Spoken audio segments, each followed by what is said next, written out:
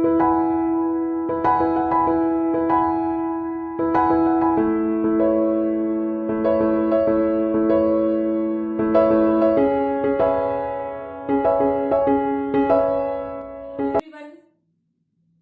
का जो मेरा लेक्चर है वो है फाइलम एनेलिडा। क्लासिफिकेशन चल रहा है, काफी डिफिकल्ट लग रहा होगा, बट ऐसी कोई बात नहीं है। आप वीडियो को बार बार में देखेंगे तो क्लासिफिकेशन आसानी से याद हो जाएगा। देखिए, क्लासिफिकेशन आना बहुत ही जरूरी है, क्योंकि जब तक क्लासिफिकेशन नहीं आता अपन किसी भी एनिमल की डीपली स्टडी नहीं कर पाते। तो आपको मैंने जितने भी वीडियो क्लासिफिकेशन पर डाले हैं वो प्लेलिस्ट के अंदर स्टोरेज है, प्लेलिस्ट के अंदर जाकर सारी वीडियोस देख सकते हैं। अब अपन डिस्कस करते हैं फाइलम एनेलिडा। देखिए, फाइलम जो एनेलिडा होता है, जितने भी फाइलम्स होते हैं उनके स्पेसिफिक कैरेक्टर्स होते हैं जो उन्हें अदर फाइलम से यूनिक बनाते हैं। उसी प्रकार एनेलिडा फाइलम के अंदर भी कुछ स्पेसिफिक कैरेक्टर्स होते हैं जो अदर फाइलम से इन्हें क्या बनाते हैं, यूनिक बनाते हैं। जैसे अपन बात कर सकते हैं, बॉडी प्लान होता है, ट्यूब विद इन ट्यूब होता है, एक्सक्रीशन होता है वो नेफ्रिडिया के द्वारा होता है, और इसमें लोकोमोशन के लिए पेरापोडिया पाए जाते हैं, सिटी पाई जाती है, और कुछ स्ट्रक्चर्स होती हैं स्पेसिफिक जो अदर फाइलम से इन्हें यूनिक बनाती है। अपन स्टडी करते हैं। देखिए, ये जो फाइलम एनेलिडा है इसकी स्थापना सबसे पहले एक साइंटिस्ट के द्वारा की गई। साइंटिस्ट का नेम है लेमार्क। स्थापना एक साइंटिस्ट के द्वारा की गई, नाम है लेमार्क। ठीक है। ये जो फाइलम एनेलिडा के जितने भी इसमें मेंबर्स होते हैं, इन मेंबर्स की क्या होती है, बॉडी सेगमेंटेड होती है, खंडों के अंदर विभाजित होती है। और इस फाइलम की 3 क्लास होती है। कितनी क्लास होती है? 3 क्लासेस होती है।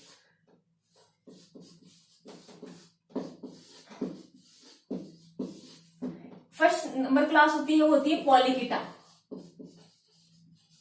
पॉलीकिटा होती है, ओलिंगोकिटा, ओलिंगोकिटा, और जो थर्ड नंबर की होती है वो हिरुडिनिया। हिरुडिनिया थर्ड क्लास होती है। अब देखिए, पॉलीकिटा में जैसे आपने नेरीज का नाम सुना होगा, नेरीज का नाम सुना होगा, जिसे रेतकर्मी भी कहते हैं, नेरीज को रखा गया है। और एफ्रोडाइट्स जिसे क्या बोलते हैं, समुद्री चूहा भी बोलते हैं। ठीक है। जो ओलिंगोकिटा होती है, इसमें जो अर्थवर्म की जितने भी स्पीसीज होती है, जैसे मेगास्कोएस है, फेरेटिमा है, या दरविडा है, जितनी भी प्रजातियां होती हैं केंचुए की, वो सारी प्रजातियां क्लास ओलिंगोकिटा के अंदर रखी गई है। थर्ड क्लास है हिरुडिनिया।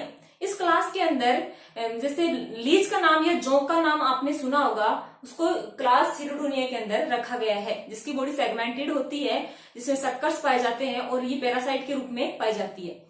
देखिए, अपन आगे का इसका मतलब इसमें पढ़ते हैं। अब देखिए, इसमें क्या होता है, ये जो एनिमल्स होते हैं इनका बॉडी प्लान होता है। इसका जो बॉडी प्लान होता है वो tube with in tube type का होता है। बॉडी प्लान किस प्रकार का होता है? Tube with in tube. मतलब ये जैसे ये बॉडी, इनकी बॉडी क्या होती है, लॉन्ग होती है और थिन होती है। वही केंचुआ होता है, लंबा होता है और पतला होता है। ठीक है। तो लंबी होती है ये बॉडी वॉल हो गई, ये एलिमेंट्री केनाल हो गई। तो बॉडी वॉल भी क्या है, ट्यूब के समान ही है, और एलिमेंट्री केनाल भी क्या सीधी है और ट्यूब के समान है। तो ट्यूब के अंदर क्या हो गई, ट्यूब। तो बॉडी प्लान किस प्रकार का हो गया, tube with in tube type का बॉडी प्लान इनमें पाया जाता है। अब देखिए, अपन बात करते हैं जनरल कैरेक्टर्स की। जनरल कैरेक्टर, देखिए जनरल कैरेक्टर में फर्स्ट लेते हैं हैबिट एंड हैबिटाट, आदत और आवास।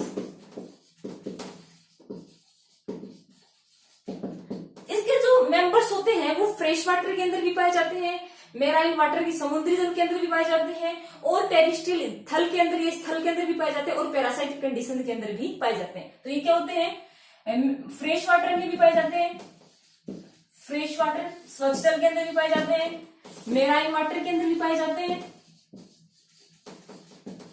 और टेरिस्ट्रियल भी होते हैं। टेरिस्ट्रियल भी होते हैं, स्थल पर भी पाए जाते हैं, और पैरासाइटिक कंडीशन के अंदर। कौन सी कंडीशन के अंदर? पैरासाइटिक कंडीशन के अंदर भी ये पाए जाते हैं। ठीक है।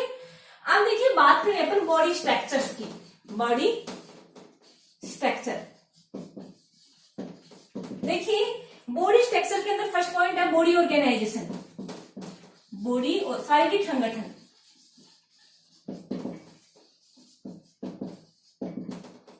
जैसे आपने एस्केलमेंथीज का नाम सुना होगा। एस्केलमेंथीज के अंदर जो बॉडी ऑर्गेनाइजेशन होता है वो किस प्रकार का डेवलप हो जाता है, बॉडी ऑर्गन सिस्टम लेवल का बॉडी ऑर्गेनाइजेशन इनके अंदर डेवलप हो जाता है। मतलब एस्केलेमंथी से लेकर जितने भी आगे जितने भी एनिमल्स है, ये फाइलम है, उनके अंदर बॉडी ऑर्गेनाइजेशन होता है वो ऑर्गन सिस्टम लेवल का बॉडी ऑर्गेनाइजेशन होता है, ऑर्गन सिस्टम लेवल का बॉडी ऑर्गेनाइजेशन होता है। ठीक है, अब देखो बात करते हैं सेकंड कैरेक्टर। ये एनिमल्स क्या होते हैं, ट्रिप्लोब्लास्टिक होते हैं। प्लेटीहेलमिन्थी से लेकर जितने आगे के जितने भी एनिमल्स होते हैं उनके अंदर क्या होता है, अभी उनके अंदर क्या होता है, एक्टोड्रम, एंडोड्रम और मीजोड्रम, तीनों ड्रम मिलकर क्या इस बॉडी का फॉर्मेशन करती हैं। तो इसमें बॉडी प्लान किसका होता है, ये जो ट्रिप्लोब्लास्टिक होते हैं, ट्रिप्लोब्लास्टिक एनिमल होते हैं। एक्टोडर्म भी पाई जाती है प्लस मीजोड्रम भी पाई जाती है प्लस एंडोडर्म भी पाई जाती है, तीनों मिलकर बॉडी फॉर्मेशन के अंदर भाग लेती हैं। देखिए ये एनिमल्स होते हैं वो क्या होते हैं, इनके अंदर ट्रू टाइप की सिलोम पाई जाती है। तो सिलोम किस प्रकार की होती है, इनके अंदर सिलोम होती है, ये यू सिलोमेट होते हैं, यू सिलोमेट होते हैं। कह सकते हैं कि alimentary canal and body wall, alimentary canal और बॉडी वाल के बीच में जो स्पेस होता है वो ट्रू टाइप की इनके अंदर गुहा पाई जाती है। ये गुहा कभी कभी पट के अंदर विभाजित चेम्बर्स के अंदर भी डिवाइड होती है और इस गुहा के बीच में एक लिक्विड पाया जाता है। इस गुहा के बीच में क्या पाया जाता है, एक लिक्विड पाया जाता है। इस लिक्विड को बोलते हैं सिलोमिक फ्लूइड। ठीक है, और ये जो सिलोमिक फ्लूइड होता है, ये द्रव होता है, ये हाइड्रोस्केलेटन की तरह काम करता है, हाइड्रोस्केलेटन की तरह काम करता है। इसमें कंकाल तो अनुपस्थित होता है और ये क्या करता है, कंकाल की तरह ये काम करता है। ठीक है, इसमें क्या होती है, ये जो यू सिलोमेट होते हैं मतलब ट्रू टाइप की अंदर इनके अंदर सिलोम पाई जाती है। और ट्रू में भी कौन सी टाइप की, साइजोसिलोम, ये साइजोसिलोमेट होते हैं, साइजोसिलोम टाइप की सिलोम पाई जाती है। ठीक है, अब देखो इसके अंदर सिमेट्री की बात करें, सिमेट्री इनके अंदर बाइलेटरल सिमेट्री पाई जाती है, द्विपार्श्व समिति पाई जाती है, बाइलेटरल सिमेट्री पाई जाती है, सिमेट्री इनके अंदर पाई जाती है। ठीक है, अब देखो ये जो एनिमल्स होते हैं इनकी बॉडी क्या होती है, थिन होती है एंड लॉन्ग होती है, ये लंबे होते हैं और पतले होते हैं। इसके अलावा इन एनिमल्स की जो एपिडर्मिस होती है, एपिडर्मिस के अंदर क्या पाई जाती है भाई, एपिडर्मिस के अंदर मसल्स पाई जाती हैं। और मसल्स किस प्रकार की होती है, लॉन्गिट्यूडनल और सर्कुलर टाइप की होती है। मसल्स किस प्रकार की होती हैं, लॉन्गिट्यूडनल और सर्कुलर टाइप की मसल्स पाई जाती हैं। अब बात करते हैं स्केलेटन की, थर्ड नंबर पॉइंट है स्केलेटन। स्केलेटन की बात करें तो देखिए इनके अंदर स्केलेटन होता है, कंकाल होता है, वो अनुपस्थित होता है। और इसके अंदर मैंने बताया जस्ट अभी कि इसमें जो सिलोम होती है, सिलोम के अंदर जो फ्लूइड होता है, सिलोम के अंदर जो फ्लूइड होता है वो हाइड्रोस्केलेटन की तरह काम करता है। ठीक है ना, सिलोमिक जो फ्लूइड होता है वो हाइड्रोस्केलेटन की तरह काम करता है, हाइड्रोस्केलेटन स्केलेटन। ठीक है, अब बात करते हैं लोकोमोशन की, लोकोमोटरी ऑर्गन,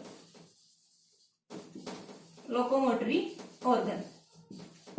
देखिए लोकोमोटरी ऑर्गन के रूप में इन एनिमल के अंदर पैरापोडिया पाए जाते हैं, सिटी पाई जाती हैं। ठीक है, पैरापोडिया मतलब नेरिज होता है, पोलिकीटा का जो नेरिज होता है, इस नेरिज के अंदर बॉडी के दोनों ओर पार्श्वपाद पाए जाते हैं। पैरापोडिया का मीन्स होता है पार्श्वपाद। ठीक है, ये जो पार्श्व के अंदर लेटरल के अंदर जो पोडिया होते हैं, जो पैर होते हैं, वो किसका काम करते हैं, लोकोमोशन का काम करते हैं। इनके ऊपर छोटी हेयर लाइक स्ट्रक्चर्स होती हैं, इनको बोलते हैं सिटी। ये भी क्या करती हैं, लोकोमोशन का काम करती हैं। जैसे ओलिंगोकीटा के अंदर पैरापोडिया तो नहीं पाए जाते लेकिन सिटी पाई जाती है। सिटी किसका काम करती है, लोकोमोशन का काम करती है। तो इसमें लोकोमोटरी ऑर्गन के रूप में क्या पाए जाते हैं, पैरापोडिया, पैरापोडिया और क्या पाई जाती है, सिटी पाई जाती है। सिटी लोकोमोशन का काम करती है। अब देखिए बात करते हैं इनमें न्यूट्रिशन की।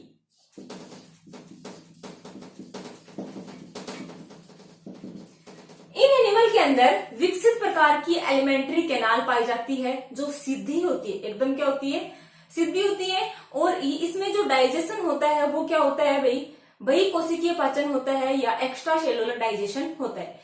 मतलब एक्स्ट्रा सेलुलर डाइजेशन का मतलब होता है कि आहार नाल के अंदर इनका पाचन होता है। तो क्या होती है, कंप्लीट एलिमेंट्री केनाल होती है, एलिमेंट्री केनाल होती है, पूर्ण विकसित होती है।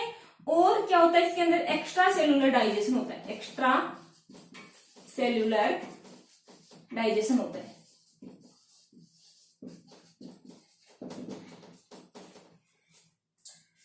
अब देखिए बात करते हैं इसमें नर्वस सिस्टम की। देखिए नर्वस सिस्टम जैसे जैसे फाइलम आगे की ओर अपन स्टडी करते जा रहे हैं वैसे वैसे इनके अंदर नर्वस सिस्टम है थोड़ा डेवलप होता जा रहा है। तो नर्वस सिस्टम के रूप में इनमें क्या पाई जाती है, एक तो नर्व रिंग पाई जाती है, एक तो नर्व रिंग पाई जाती है और एक पाई जाती है नर्व कोड। ठीक है, और नर्व कोड होती है वो कहां पाई जाती है, वेंट्रल सरफेस की ओर पाई जाती है। अब उन एनिमल्स के अंदर कहां पाई जाती है, इनवर्टिब्रेट के अंदर जो नर्व कोड होती है वो वेंट्रल सरफेस के ऊपर पाई जाती है, जबकि अपन के अंदर जो स्पाइनल कोड होती है या नर्व कोड होती है वो डोर्सल सरफेस की ओर पाई जाती है। तो इन एनिमल में कहां पाई जाती है, वेंट्रल सरफेस पर पाई जाती है। और जो ये जो नर्व कोड होती है वो क्या होती है, डबल, क्या होती है, डबल होती है, ठोस होती है, सॉलिड। आप इसका स्क्रीनशॉट ले सकते हैं। अब बात करते हैं अपन इसके रिप्रोडक्टिव सिस्टम की। रिप्रोडक्टिव सिस्टम देखिए ये जो एनिमल्स होते हैं वो यूनिसेक्सुअल भी होते हैं और बाइसेक्सुअल भी होते हैं। जैसे पोलिकीटा के जो एनिमल्स होते हैं वो यूनिसेक्सुअल होते हैं, जबकि ओलिंगोकीटा और हिरुडिनिया के जो सदस्य होते हैं वो क्या होते हैं, बाइसेक्सुअल, द्विलिंगी होते हैं। तो ये क्या होते हैं, यूनिसेक्सुअल भी होते हैं और क्या होते हैं, बाइसेक्सुअल भी होते हैं। ठीक है, अब देखो मैं एक बात और बता देती हूँ आपको, इनके अंदर एक क्लाइटेलम नामक एक स्ट्रक्चर पाई जाती है, क्लाइटेलम नामक एक स्ट्रक्चर पाई जाती है। ये क्या होती है, क्लास पोलिकीटा के अंदर तो एब्सेंट होती है, ओलिंगोकीटा और हिरुडुनिया के अंदर ये पाई जाती है। क्लाइटेलम क्या होती है, 14, 15 और 16 सेगमेंट्स के अंदर, मतलब ये सेगमेंट आपस में मिलकर एक पट्टीनुमा स्ट्रक्चर बनाते हैं जिसको बोलते हैं क्लाइटेलम। ठीक है, ये क्लाइटेलम होती है एक मतलब एक सिक्रीशन करती है, एक जूस का स्राव करती है। ये जो जूस होता है वो अंडों के ऊपर क्या बनाता है, कोकून का निर्माण करता है। ये अंडों की क्या करता है, प्रोटेक्शन करता है। ठीक है, अब देखो इसमें क्या होता है, ये इसमें जो फर्टिलाइजेशन होता है वो एक्सटर्नल होता है। फर्टिलाइजेशन क्या होता है, फर्टिलाइजेशन एक्सटर्नल होता है, एक्सटर्नल टाइप का होता है। इसमें जो क्लीवेज होता है या विदलन होता है वो क्या होता है, स्पाइरल होता है। दूसरा क्या होता है, डिटरमिनेटिव टाइप का इसमें क्लीवेज होता है। ठीक है, अब देखिए बात करते हैं डेवलपमेंट की।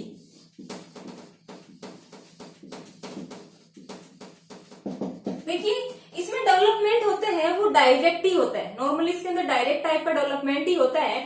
लेकिन कुछ एनिमल्स ऐसे होते हैं जिनके अंदर इनडायरेक्ट डेवलपमेंट भी पाया जाता है। तो कह सकते हैं अपन कुछ एनिमल्स तो है ही है, तो डेवलपमेंट क्या होता है, नॉर्मली तो डायरेक्ट ही होता है, डायरेक्ट भी होता है और इनडायरेक्ट भी, इनडायरेक्ट डेवलपमेंट भी होता है। इनडायरेक्ट डेवलपमेंट का मीन्स इसमें लार्वा अवस्था पाई जाती है, लार्वा का नाम है टोकोफोर, टोकोफोर लार्वा पाया जाता है। ठीक है, अब देखिए बात करते हैं अपन सर्कुलेटरी सिस्टम।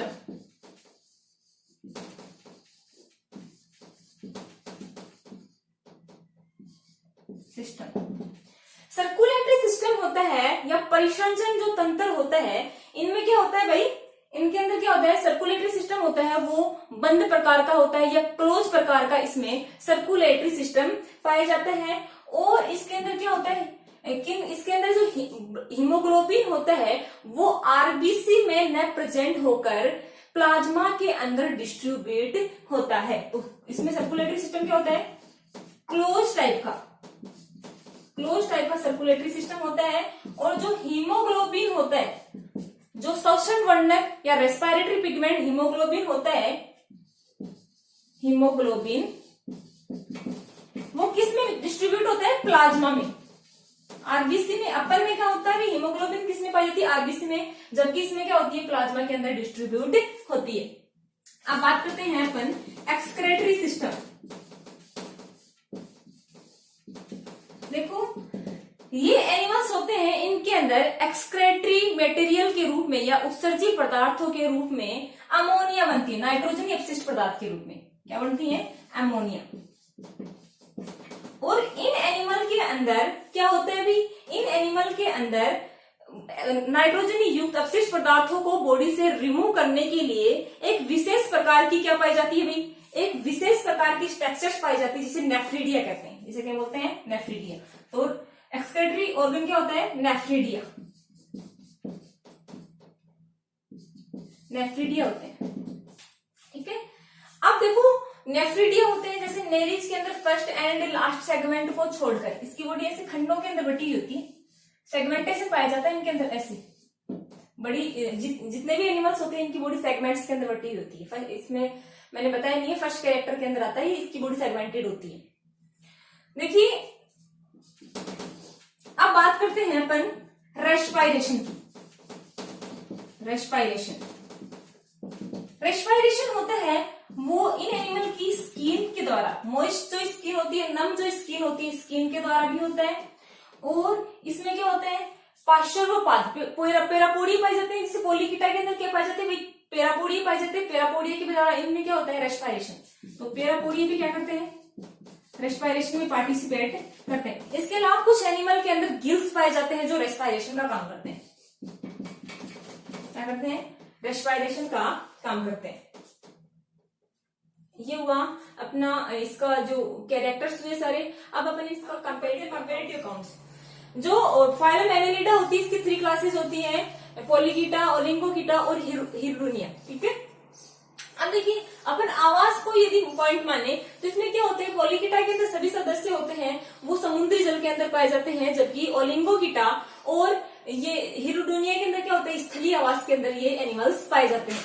अब बात करें हेड की। इन एनिमल्स के अंदर जो हेड होता है वो क्लियर होता है, जबकि इन एनिमल्स के अंदर ओलिंगोकीटा और हिरुडोनिया के अंदर क्या होता है, अस्पष्ट हेड पाया जाता है। ठीक है, अब बात करते हैं सक्कर्स की, चूसक।